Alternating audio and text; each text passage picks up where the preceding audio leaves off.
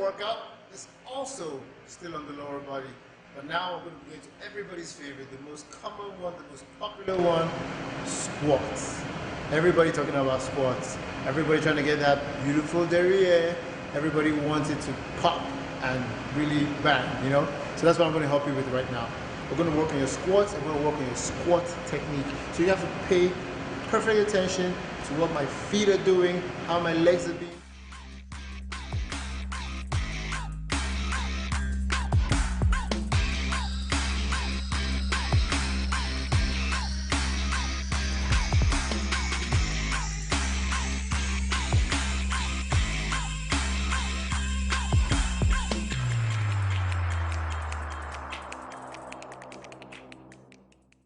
Hello everyone, welcome to the fitness segment of the morning edition. My name is Mayo, I'm the Minister of Fitness and your fitness is my business. This morning I'm going to be telling you about a workout called floor runs. Some of you might be familiar with it. I know it as mountain climbers, but over here in Body Road Fitness Studios, we call them floor runs. So just take a look.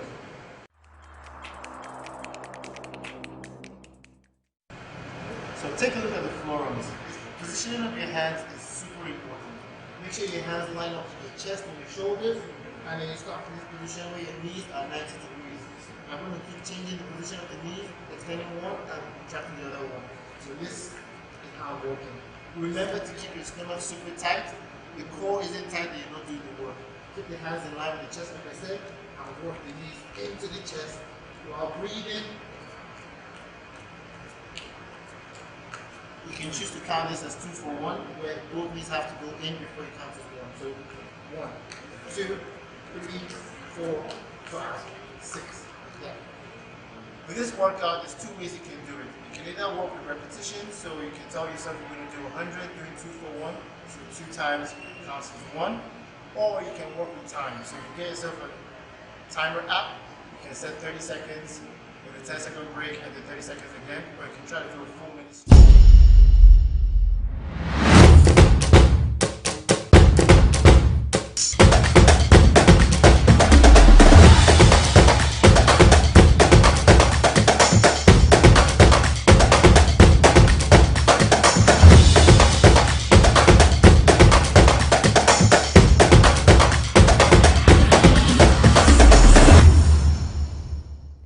Hello there, good morning and welcome to Sports Recap on Hughes TV.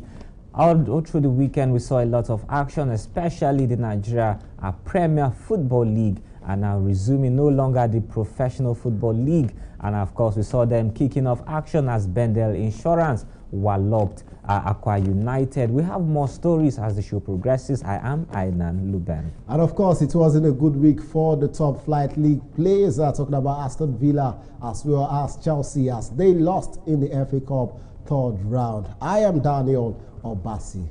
Of course, our newly promoted Bendel Insurance made a bold statement on their return to the Nigeria Premier Football League with a stunning 2-0 win at Aqua United in the 2022-2023 season opener at the Nest of Champions in Uyo.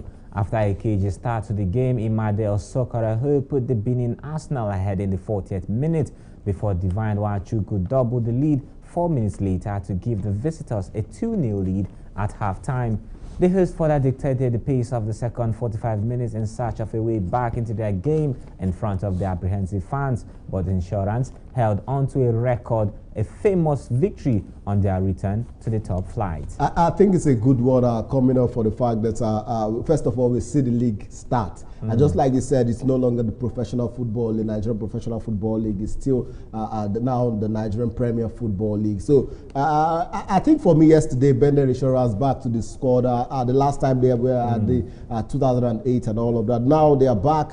Now they are making a huge statement in the NPFL still, and which is a very good one. I want to see how other games pan out, but at the moment, I think it's a good start for Bendel Insurance, but I think Aqua United will bounce back in their next game. All right, then, still talking football. Paul Onuachu marked his 100th Belgian Pro League appearance with a fine strike as he launched onto Joseph Panstil's cross to send the first-time effort past Simon Mignolet in the Broha goal. It was the Fairward's 14th goal in 15 games this season and has notched up 71 goals in 100 games with 6 assists since they arrived at the club 3 years ago from Denmark. Meanwhile, Napoli on Sunday night beat 18th place Sampdoria 2-0 in their Serie A clash at Luigi Ferrari Stadium in Italy. Elsewhere, Super Eagles Victor Osimhen netted the first goal for table-topping Napoli in the 19th minute, and a penalty by Elmas doubled the scoreline in the 82nd minute.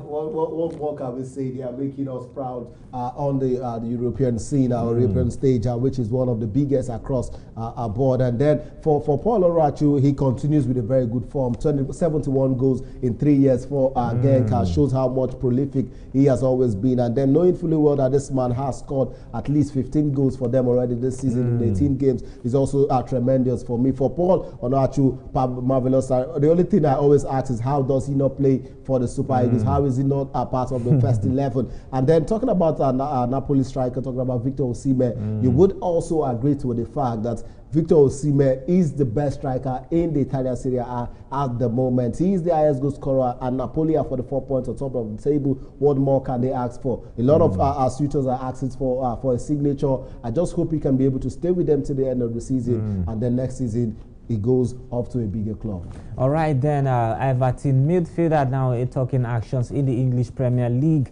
Alex Iwobi is expected to return to action against Arsenal February 3rd after being ruled out for damaging his ankle ligaments during Friday's 3-1 defeat to Manchester United in their FA Cup third-round clash.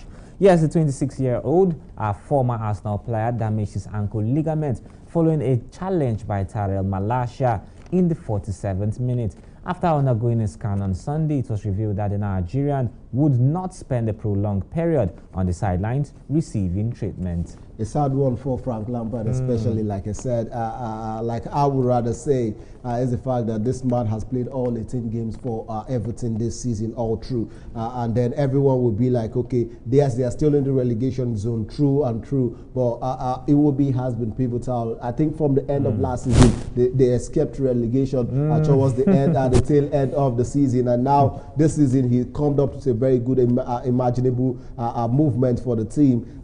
Just a sad one. But the good news is he would be back very soon, and then against the big boys at top of the table, owners talking about Arsenal on February 3rd.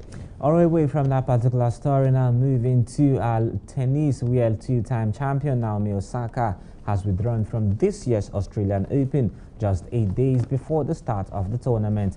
Osaka, a winner in Melbourne in 2019 and 2021, has not played on the WTA Tour since September and has slipped to 42 in the world rankings.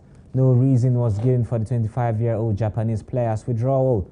Organizers have promoted Diana Yemestreska to take the main draw in her place. And seven-time Grand Slam champion Venus Williams and Spain's world number 1 Carlos Alcaraz, 19 years, have already withdrawn from the tournament, which begins on 16 January in Melbourne. A sad one for this young lad, starting from Osaka to Alcaraz and then Venus Williams, 42. You might say she has done it all. She has seen it all. But for Osaka, we know how she has been battling. I think last year she also made mention of the fact that mental health issues and all of that. But it's a sad one. She would not be in this year's. I look forward to the fact that I was tipping Osaka to be the new Serena Williams. She had a lot of firepower. She gave Serena Williams a run for her money on different occasions, winning 2 Grand Slam. But it's a sad one for tennis. Tennis this year, knowing fully well that the first Grand Slam, most of the big guns would not be there. All right, then, still talking about tennis, let's let you know that Novak Djokovic has seized a match point as he beat Sebastian Korda to win at the Adelaide International and extend his winning run in Australia to 34 matches. The Serb dropped his first set of the tournament but fought back to win 6-7, 7-6, 6-4. The world number 5 has won 92 career ATP singles titles, level with Rafael Nadal. Only Jimmy Connors, Roger Federer and Ivan Lendl have won more. The Adelaide International is Djokovic's first tournament in Australia since he was deported in 2022 because of his COVID-19 vaccine status, but his visa ban has now been overturned. Djokovic will look to extend his record number of wins at the Australian Open, which starts on 16 January. He is targeting his 10th title, which would also equal Nadal's men's record of 22 Grand Slam titles. Elsewhere, Aria Sabalenka won her 11th career singles title, beating 18-year-old qualifier Linda Noskova 6-3, 7-6, 6-4 in the women's final. Welcome back. That is just what I want to say. Welcome back, Novak Djokovic, and then he would come up with a lot of antics and definitely make you. No big guns are there in the Australian Open this year, and I think he can be able to do even more. And now let's switch things away from tennis now to football. We're talking about the FA Cup. Where yesterday we saw Manchester City without their first team players defeating Chelsea by 4 goals to nothing. With Riyad Mahrez getting a brace, one from a free kick and also getting from the sports kicker, talking about in the 18-yard area. And then we saw Phil Foden as well as Julian Alvarez getting also on the score sheet. A lot have been said. Some are calling for the sack of the manager Graham Potter and probably the return of the former boss Gaffer, talking about Thomas Tuchel. Now, what do you make of the game yesterday? Well, it was a good day for Riyad Mahrez, especially who was able to get a brace for himself and for Manchester City. His second goal was through a penalty from just 5 minutes from the time. And of course, it was City's second win over the club in the space of 4 days and has increased the frustration for their manager, Graham Potter. And also, do you see him being in the club in the coming days? No, not for long with this kind of performance. All right, not for long, says Aina Luben. But let's also bring to your notice that Unai Emery's side, Aston Villa, lost to League 2 side Stevenage by 2 goals to 1. 2 late goals from that League 2 side to actually hand them a defeat. Talking about Aston Villa as they were knocked out of the FA Cup. Not forgetting Manchester City, on the other hand, would either face Oxford United or Arsenal. But now let's talk about actions from France, where we see Kylian Mbappe has come out in the defense of Zeyna, the FF president, talking about the French Football Federation president, Noel should not disrespect their legend. What do you make of this Kylian Mbappe coming in defense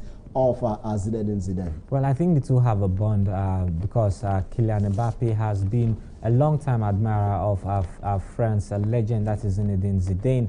And for someone to come and make those kind of comments, I think it just shows you how important, how powerful Zinedine Zidane is. This is a man that has been respected for a very long time, and I think he's having some altercation with the French football president, that is Le Grudge, and of course those two would really have to take some time out to understand each other. All right, we just hope the relationship can be bonded, can come to mutual respect for themselves. But before we go, let's also bring to your notice that yesterday Barcelona defeated Atletico Madrid at the Wanda Metropolitano 1 goal to nothing, courtesy of a goal from Dembele to extend their lead 3 points clear from Real Madrid, who lost to Villarreal on Saturday by 2 goals to 1. All right, then that's the size of our package this morning. Thank you for being a part of the show. Until we come your way with more subsequent performances or delivery, I am Ainan Luben. And I am Daniel Obasi. Thank you for watching.